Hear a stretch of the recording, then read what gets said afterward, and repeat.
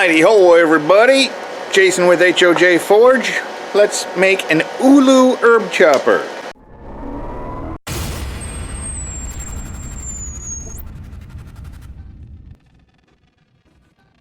Alright, before we get to the video, I want to show you something. Looky there. 137 pound Trenton something.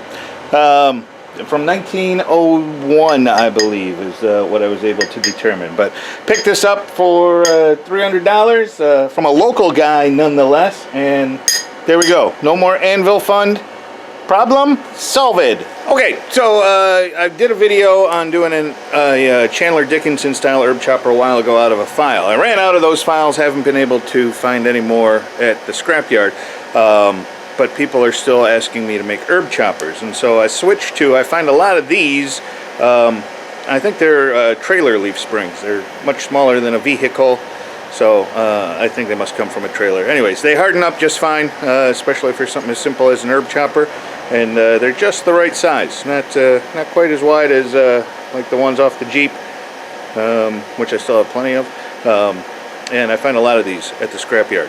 So what I'm doing is making an Ulu style herb chopper. And Ulu has a curved blade, but it's a lot more curved than just the other herb chopper. And so there's a couple of things I've figured out that I had to do to get that curved blade, forging it rather than doing a stock removal.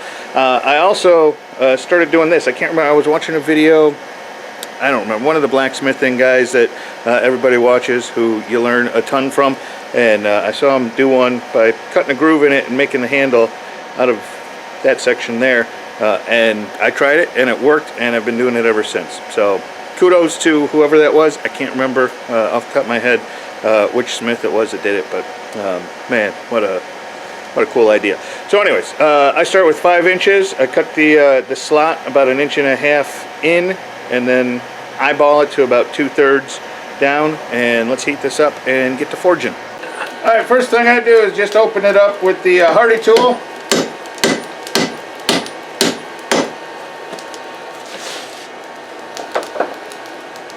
And then the side of the anvil.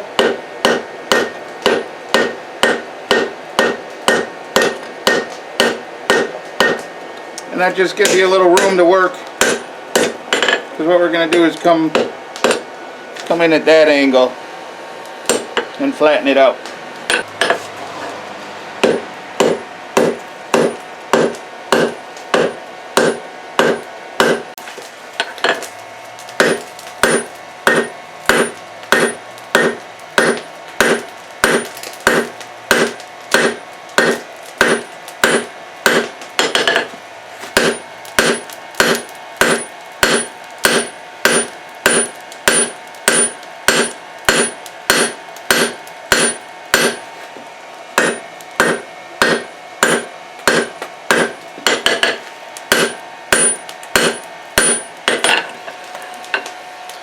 Okay, I'm focusing on this part right here.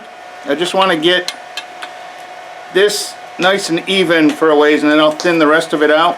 And so that's really the only part I'm working on. And you can see how the handle, part came up and just left a really nice edge along the bottom there. So that's why I like cutting it. So let's work on this and get it drawn out.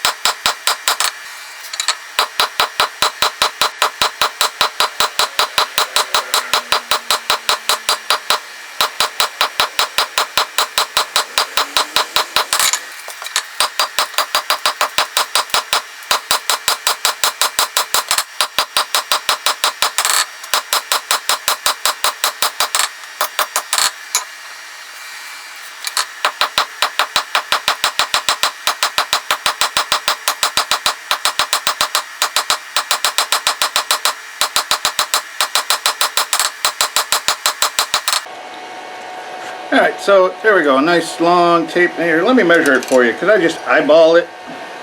I'm not sure what the measurement is.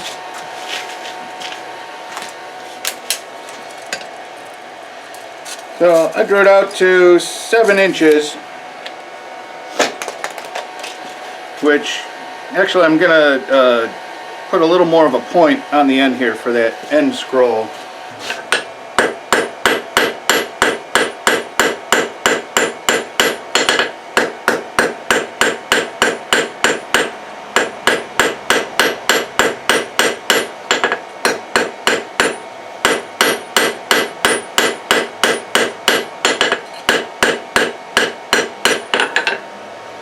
Alright, so there we go. Now in the last video, what I did was I went to the grinder after hammering out the bevels and then folded the handle up after the initial grind before the heat treatment. I found a better way, at least for me, so we're going to get into that, but I want to finish this rather than grinding these corners smooth or filing them. I'm just going to round them off in the forge here. And just kind of round this edge here and that edge there. It's not going to turn it around because it's, you know, it's a rectangle, but it's going to round off where it hits the hand, so it'll just be a little more comfortable. If you were going to put a twist in it, in the handle, this is when I would do it too.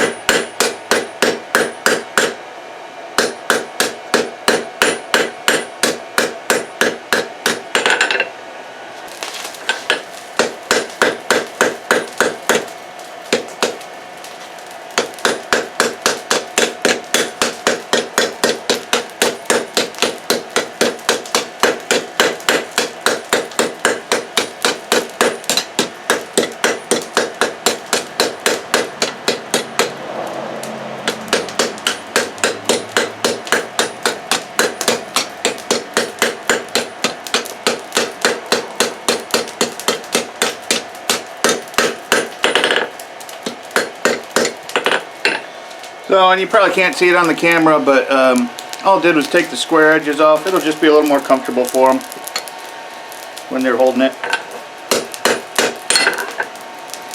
And I don't have to worry about filing it later. So now we're gonna, here, let me grab the other tongs. Okay, so when you normally do an herb chopper, you just pound the bevels in, and that creates the natural roundness, the natural shape of the blade, so you can rock it. For an ulu, we want to exaggerate that curve, so I've got to forge these corners down and get a curve in here already while leaving it this same thickness, so that when I pound the bevels in, it just over exaggerates that curve. Alright, so I'm just going to work these corners in and work this end down and keep it all the same thickness.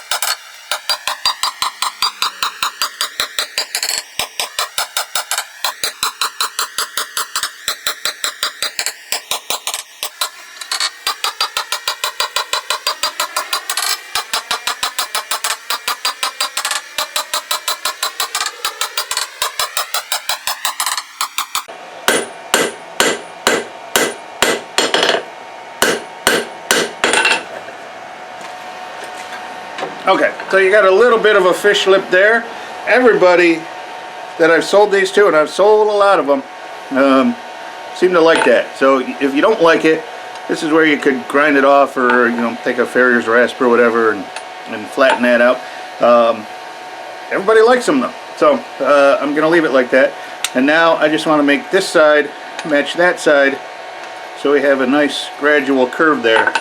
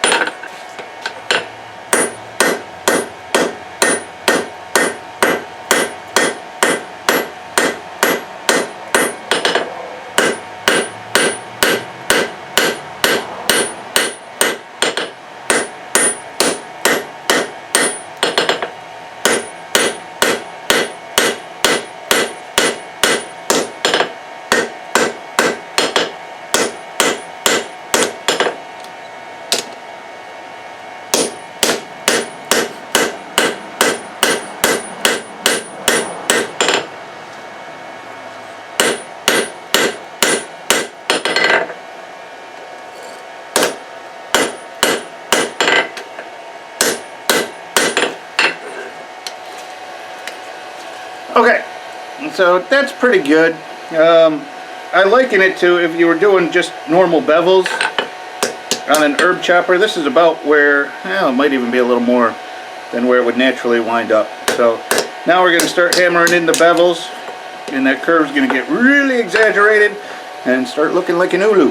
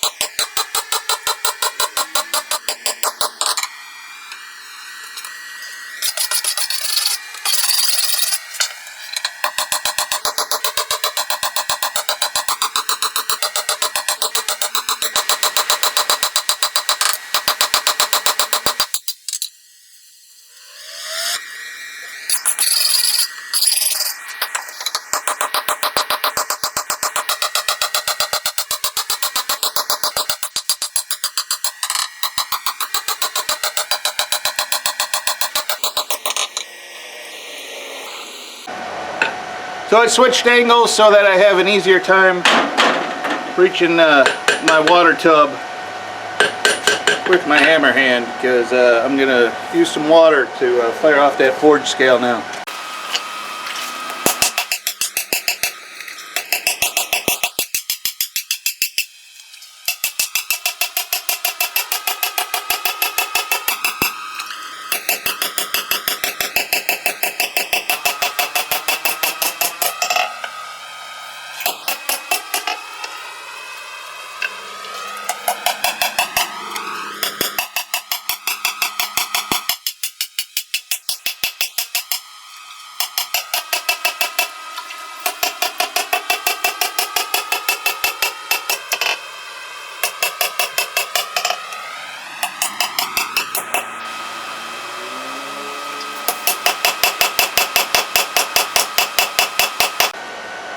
Alright, so I think that's pretty good.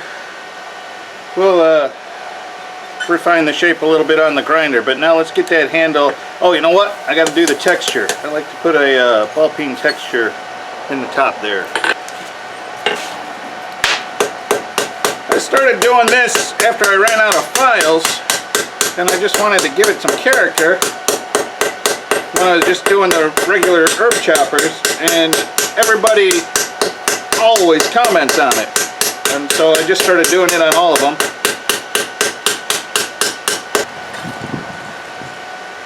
Showing up on the camera? No, probably not. Focus, focus. So there you can sort of see just a little ball peen texture in the top there. So now we've got to get the handle curved into place. Okay, first thing is that little scroll on the end.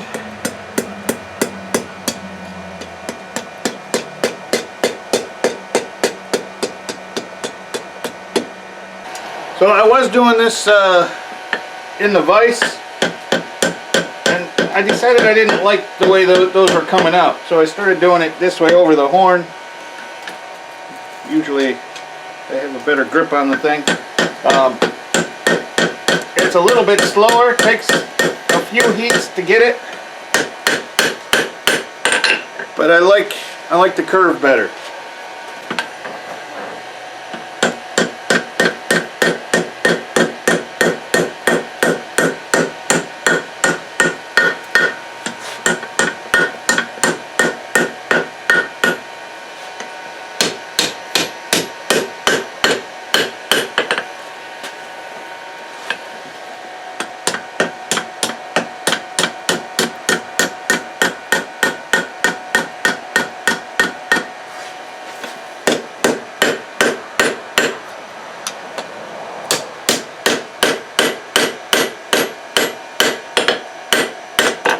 And once you have that initial curve where you want it, then you want to start working the bend on that down.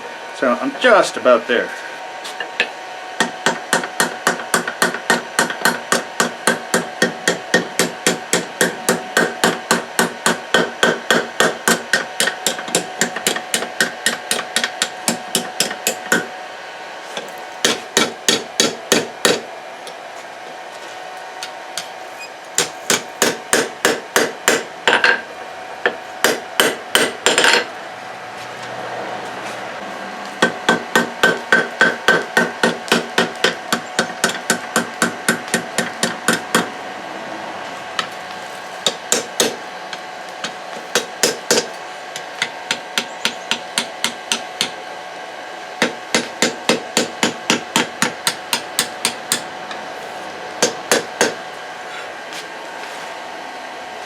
So, something like that. Alright, so I'm going to shut the camera off, get the belt grinder ready, let this cool off a tad, and then we'll get it ground to shape here. So before I actually get to the grinding, I just want to explain how I figured out how to do this, at least for these blades, and it actually works better on the herb choppers too. Instead of trying to get the bevels in the traditional sense, I just stand off to the side and grind it flat like that. And with this big curve, you got to kind of rock it just gently to get it right. You got to rock it this way, and you kind of got to rock it that way, if that makes sense. So, and then I can just stand here, flip it, do the other side. And then as I get closer to the final dimensions on what I want on the bevel, I can work a little area here. And I do this all the way through the finishing belts too. I just do this style. So I'm going to start off by grinding the curve the way I want it, and then we'll do that. So let me get the safety gear on, respirator, safety glasses, and we'll get going here.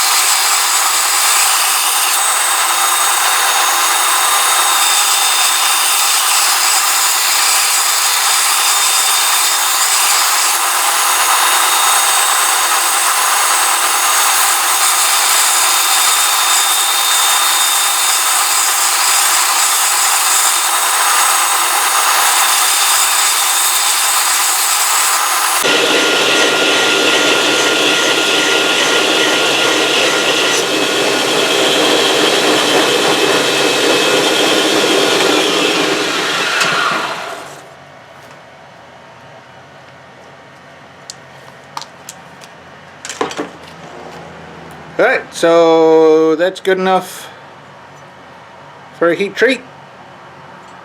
and let's go do that. All right, so with this, it's probably in the 5160 range of steel, being a leaf spring, but the oil quench wasn't really working right. It wasn't hardening it very well, and I just couldn't get it tempered right.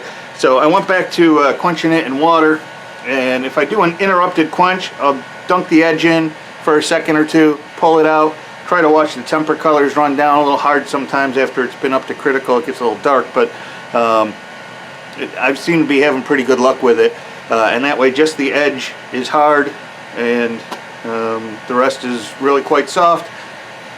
And I don't know, it's working for me. Everyone that's kept in touch that's bought one has said they're working absolutely amazing, no problems. So I'm going to keep doing it this way, at least with this leaf pack. Maybe the next one I'll test it and the oil quench will work better. But here we go.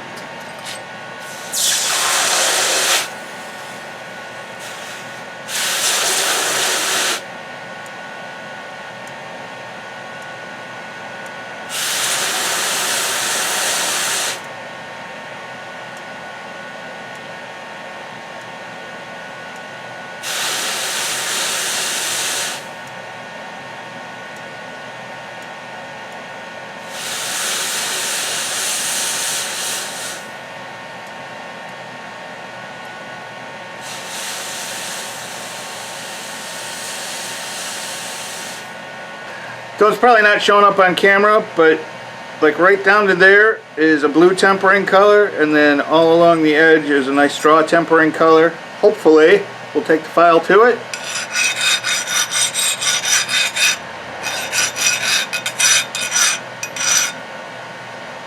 And I think I left it out of the water too long. She is soft. All right, we got to do it again. Between the normal herb choppers and these blades, I've probably made a dozen of these things in the last month and have never had a problem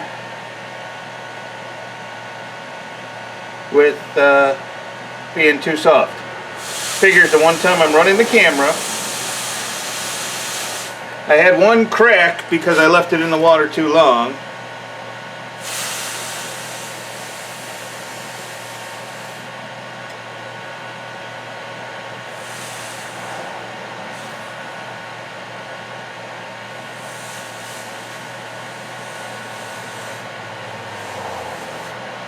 Let's see what we got now. Oh, much better.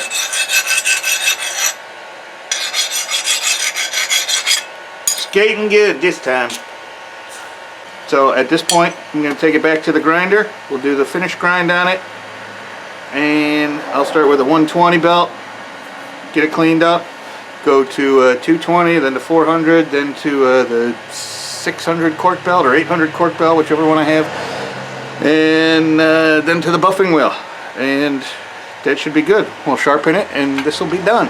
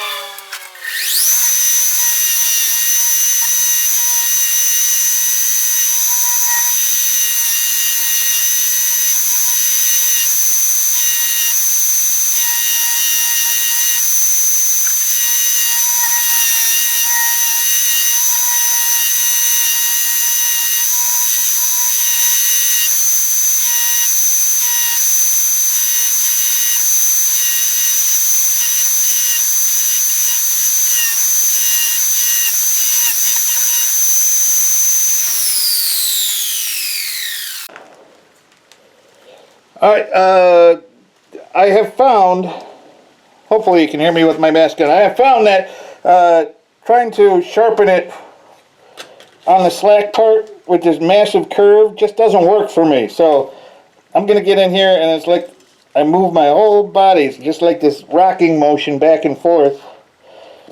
And I do it right on the platen, and I get a pretty good edge on it. So we'll do that starting at 120, and I'll just go through the belts again.